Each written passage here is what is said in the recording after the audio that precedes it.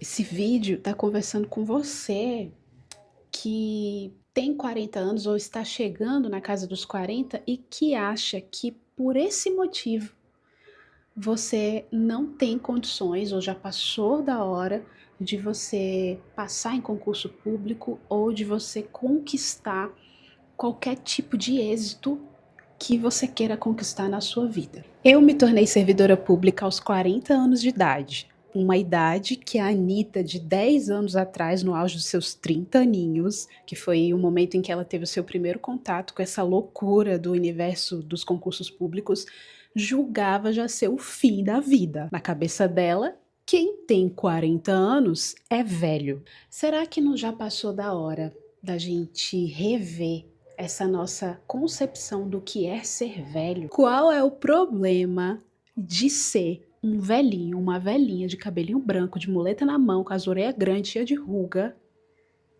se o ciclo natural da vida nos faz passar, se a gente tiver sorte, obviamente, por todas essas etapas da natureza humana, que é o nascimento, o crescimento, o desenvolvimento, a reprodução, o envelhecimento, para depois ir para a morte. Em que momento a gente perdeu a noção do bom senso e começou a enxergar a velhice como algo ruim, se no fundo, no fundo, tudo que a gente quer é postergar o máximo que a gente puder o último ciclo. Se você quer postergar a morte, não tem como você ficar imune do processo do envelhecimento. Não tem como você fugir do envelhecimento do corpo físico. Não existe ciência, não existe tecnologia que faça com que essa lei da natureza se dê de outra forma. Apesar de não haver absolutamente nada de errado em ser uma pessoa velha, como a gente acabou de descrever, infelizmente a sociedade nos contamina com os seus preconceitos, com as suas discriminações. A gente vai julgando demais e muitas vezes, mesmo que a gente não tenha intenção ruim por trás desse julgamento, a gente pensa em uma pessoa velha de uma maneira estereotipada, como se ser velho fosse algo negativo. E não é. Hoje eu entendo ser velho como ser alguém que é dotado de experiências, de sabedoria que foi acumulada atrás de muitas e muitas lutas e sofrimentos e dores, cicatrizes. Eu penso em alguém que, independentemente do corpo físico, é uma pessoa que ainda tem, enquanto ela estiver respirando, ela vai ter muita oportunidade de se desenvolver, de aprender e, consequentemente, de se melhorar. Eu estou prolongando essa reflexão até aqui, tendo em mente a imagem de uma pessoa com uma idade cronologicamente mais avançada, no auge dos seus, sei lá, 95 anos de idade, mas nem de longe passou pela minha cabeça a imagem de alguém com a minha idade. Apesar de que eu acredito também que o envelhecimento tem o seu quê de subjetividade, porque, por exemplo, eu tenho uma amiga que tem 96 anos de idade, Dona Quinô, que se você for comparar, ela em muitos aspectos é muito mais nova do que eu, que tenho 40 anos. É claro que a Dona Quinô tem muitas dores físicas, né? É óbvio, porque isso faz parte do que é ter 96 anos, eu acredito. Mas a Dona Quinô tem algo que não é qualquer quarentão, qualquer trintão, qualquer vintão tem, não. A Dona Quinô tem um tesouro chamado bom humor. Onde eu tô querendo chegar?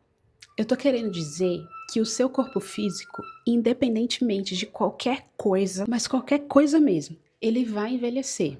E isso significa que você vai passar com o seu corpo físico por todas as nuances do que representa esse verbo, envelhecer. E isso é inevitável. É isso ou é os seus entes queridos te velando lá no cemitério, no Campo da Esperança? Pesou o clima ela, gente. Vamos naturalizar também essa ideia da morte. Eu não vou nem falar muito sobre isso, porque isso também dá muito pano para manga. E isso vai acontecer gradativamente.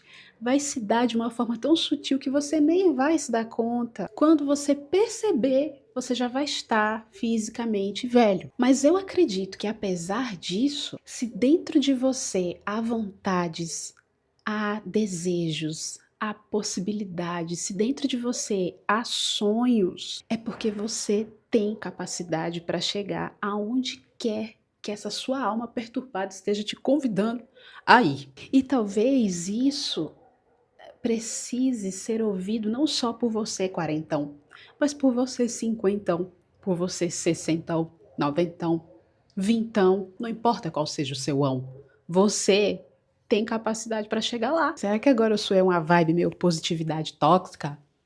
Enfim, e bem aqui entra o meu segundo aprendizado, que eu considero muito importante, e que se hoje eu pudesse encontrar a Anitta de 10 anos atrás, certamente, provavelmente, eu iria falar isso pra ela. Querida, você tá aí tão bonitinha, né? Toda cocota, com seus 30 anos, jurando que vai demorar horrores pra chegar nos 40, jurando que quando você chegar lá você já vai estar se aposentando, né?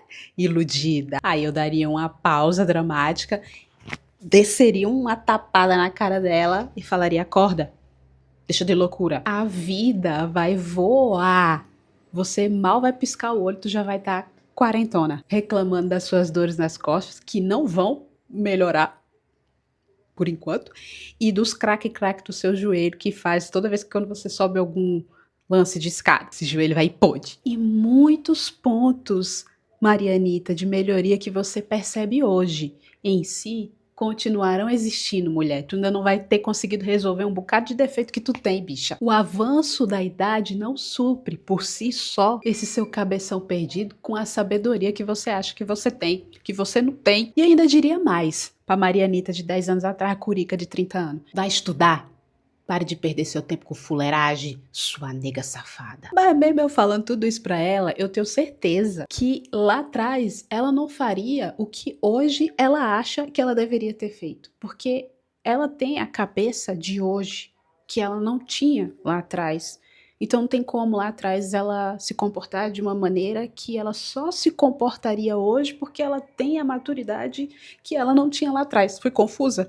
Você precisa fazer o seu melhor com o que você tem hoje e com o que você é hoje, inclusive com a idade que você tem hoje, porque do mesmo jeito que você precisou passar por inúmeras dificuldades lá atrás, você vai continuar passando hoje, amanhã, depois. Eu não queria ser essa pessoa que ia te dizer isso não, mas é a verdade. Estudar para concurso público vai ser difícil em qualquer ocasião, em qualquer contexto, em qualquer idade. Não duvide que o fato de você se conhecer um pouquinho melhor hoje do que você se conhecia 10 anos atrás, o fato de hoje você ter muito menos necessidade de provar algo para alguém, provar algo para os outros do que você tinha quando você tinha 10 anos a menos, e que o fato de que hoje você consegue aceitar, você consegue entender e aceitar melhor do que há 10 anos atrás, de que tudo que você quiser conquistar na vida vai demandar de você tempo. A maior parte das coisas demanda tempo,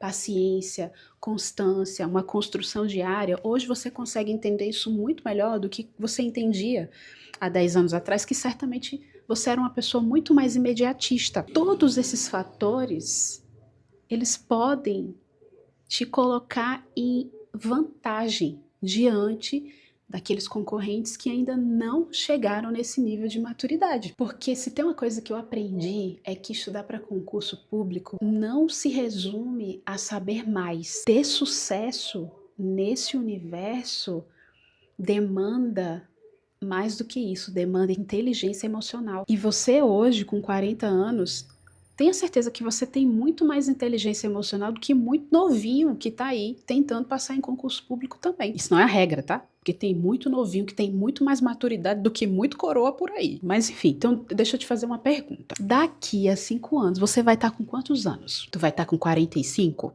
Com 50, 55, 60? Agora me responde uma outra pergunta. Você acha que existe alguma possibilidade, se você não morrer, tá? Vamos fingir que você não vai morrer. Daqui 5 anos, você não morreu. Existe alguma possibilidade desses 5 anos não passarem? Não existe. Não existe possibilidade, só se você morrer. Mas eu tô dizendo no meu exemplo que você não vai morrer. Se Deus quiser. Esses 5 anos vão passar. Eles vão passar. Independentemente de você estudar ou de você não estudar, independentemente de você acreditar em você ou de você não acreditar em você, e independentemente de você prestar um concurso público ou de você desistir sem nem ao menos tentar. Porque você continua achando que não é pra você, que já não dá mais tempo. Esses 5 anos vão passar do mesmo jeito. O tempo não vai fazer acordo com você, comigo e com ninguém. Daqui 5 anos você vai olhar pra trás, olhando pra trás e falando pra sua versão de hoje, você vai olhar e você vai dizer uma dessas duas coisas. Ou você vai falar assim: ai meu Deus, ainda bem que eu comecei. Ainda bem que eu comecei e continuei e não desisti. Você, daqui 5 anos, olhando para 5 anos atrás, falando pro seu hoje, que vai ser 5 anos depois. Tá entendendo, né? Ou você vai falar: caramba, e se eu tivesse começado 5 anos atrás, hein? Se eu não tivesse desistido 5 anos atrás? Poxa, meu Deus, era pra eu ter começado 5 anos atrás. Você tá percebendo como, no final das contas, a idade nunca foi o grande vilão? Nunca foi o principal problema? Não é o problema. Porque quando você tinha 30 e você olhava pra você dos 20, você já se achava velho. Mas hoje que você tem 40, você olha pra você de 30 e você não se vê velho. Você se vê no auge da sua juventude. Assim como hoje, com 40, você tá percebendo que você não é velho, que você tá só começando.